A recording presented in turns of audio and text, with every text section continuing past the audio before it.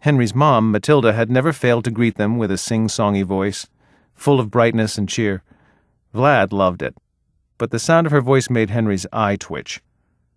Vlad glanced at Henry, and yep, it was twitching already, but not nearly as much as it did when she referred to Henry as we. "Hey, Mom!"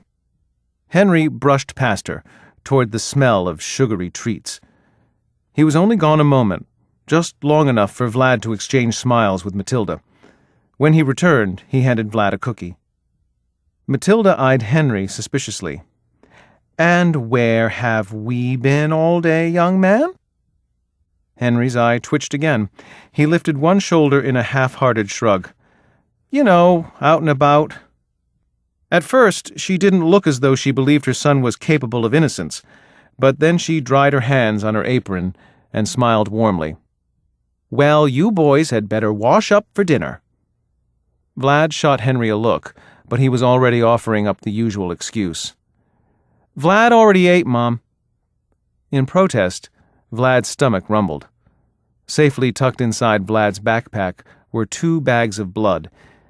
It couldn't be easy for Henry to keep Vlad's secret, especially from his family, but he did it anyway. Some humans were so cool.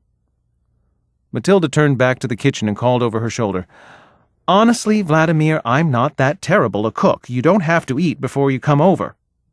"He just has a picky appetite, Mom." Henry winked at Vlad and grinned, the tension of the day behind them at last. Later that night, as Henry lay snoring on his bed, Vlad wriggled out of his sleeping bag and opened his dad's journal. He read with a flashlight until his eyelids felt so heavy that he could barely hold them open anymore, but decided to read just one more entry before giving up the fight against sleep.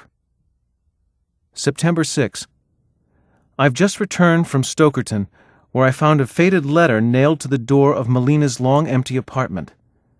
My old friend wrote, pleading with me to return to Elysia, swearing that all would be well and promising that he would approach the council himself concerning my crimes. But he lies. He's never had the strength to stand up to the president, let alone plead to the council for the safety of a known criminal. He cannot be trusted. I told Melina that I spent the evening on the couch, but I can see in her eyes that she knows I am lying. I cannot bring myself to tell her the truth, that I stole away once more to spy on Elysia. So I shall continue to lie, in order to protect her and Vlad from the curiosity that I cannot contain. Vlad continues to amaze me with his clever wit and ease of secrecy. Though I find concern in his close friendship with Henry, I do not believe Vlad would risk our way of life by exposing our truth to a human, even one so remarkable as Henry. Today was Vlad's first day of kindergarten. I resisted enrolling him, but Melina pleaded with me, and I can refuse her nothing. Melina will bring his lunches, and Vlad has been strictly forbidden to expose his fangs in front of the humans.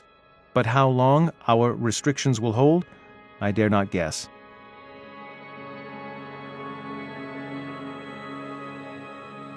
This is the end of disc number 2. Please insert disc number 3.